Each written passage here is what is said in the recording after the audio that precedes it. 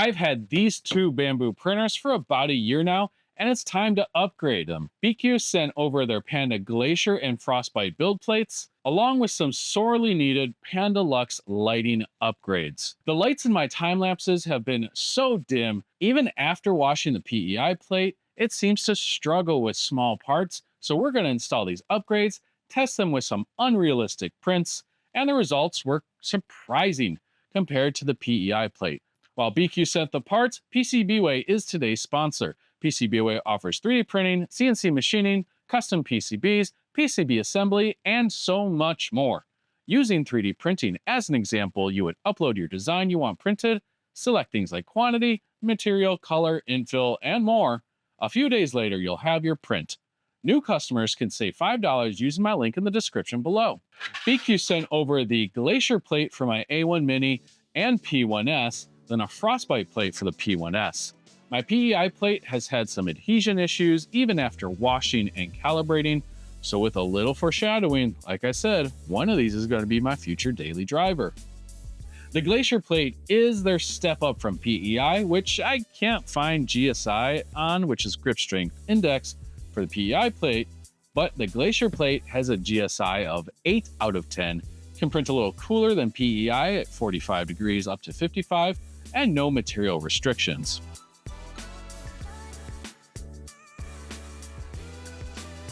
The Frostbite plate has the best grip at 10 out of 10 GSI, can print cooler as low as 30 degrees Celsius, but can only print PLA or PETG, so no ABS or specialty filaments for you.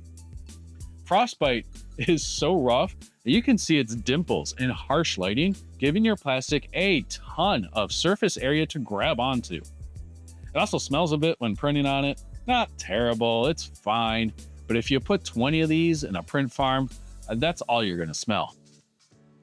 If you don't want to configure temperatures, I did use the default Bamboo SuperTac print bed profile for some of these, and it worked great. In fact, I'm just going to use it from now on, since it prints at 45 degrees Celsius, which is within the range of both Panda plates. With it set up, I just started printing things, whatever tickled my fancy. In my A1 Mini video, one of the articulating octopi arms had a small area knotted here, so I printed another little, more different octopus that's a little smaller and a little more technical. Then, because I have two kids, I can't just print one, so I chose another articulating spider. It wasn't long before I got some actual tests, like these stairs, printing at 45 degrees from the build plate with no brim on both plates. Were able to finish this print, which isn't unsurprising since PEI is a good plate, although there is better that exists. I need something harder to print, so I made a simple, unrealistic object to print. It's simply a cone that I tilted 20 degrees from, let's say, horizontal from the build plate. Normally you want supports, but not for this test, which is what makes it unrealistic. I did add a 5mm brim to set up each build plate for success, but then did 100% infill and just print until something happens where I can say the print failed. It'll eventually start wiggling or collapse under its own weight.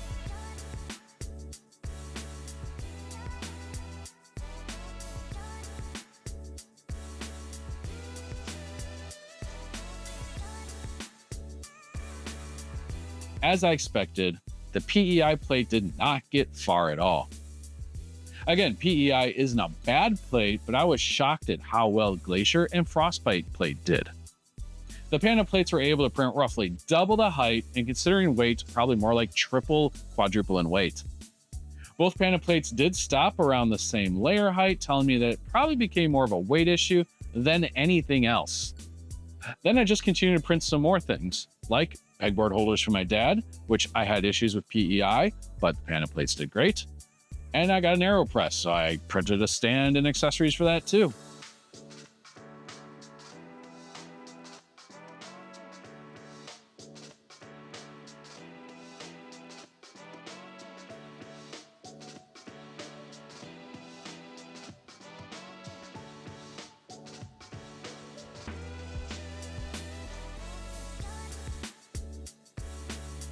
Have you noticed that some of the time lapses have been brighter in this video? Like I mentioned before, BIQU sent their Panda Lux lights, which really brightens up the time lapses. They both use the built-in light control to turn the extra lights on and off, so you aren't losing any functionality there. The A1 and A1 Mini installation is the easiest by far. The LED strip has an adhesive back that you can apply to the print arm here. Make sure it's firmly attached so the lights don't get bumped by the print head as it moves back and forth.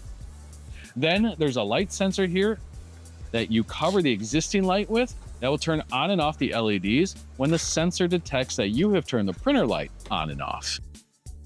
You can see in these prints, it's a lot brighter, but because it's above part of the print head, there's some harsh shadows too.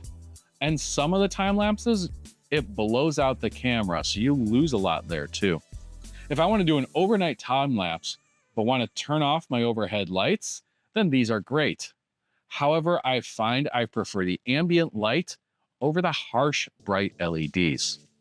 It is all subjective though, so your mileage may vary and you might like it a lot more than I do. Now the P1 Lux here, the light was a little harder to install, but I liked it a lot more. It goes above the door and doesn't block the original light, so now you have lights at 2 angles for a much brighter time lapse that doesn't blow out the camera like the A1. Peeling back a sticker over the PCB behind the screen, you'll detach the original light, plug in both lights into a splitter board, and find a nice place to store that board. That's it. Not hard, but a little harder than the A1.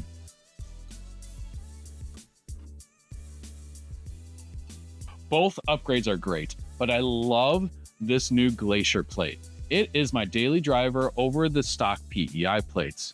The adhesion is better, less power required to heat it if that's a concern for you. When the A1 Mini starts to purge in the beginning, it goes over the hexagons in the front a little bit, but not a concerning amount. It doesn't droop down, it's just there. The lights are nice too. I can see myself always using the P1S lights. The A1 lights seem too bright for the camera. I'm not sure how much I'll use them, but I'm not going to remove them. The stock light is useless, as you know, so I prefer these over stock. Now, did you get Bambu's Super Tack plates? How do you think they compare against these Panda plates? Do you have a 3D model that prints better on a cool plate instead of PEI? Maybe it has more intricate small details on the first layer. Let me know in the comments below. I'm genuinely curious. So like, subscribe. I'll see you in the next video.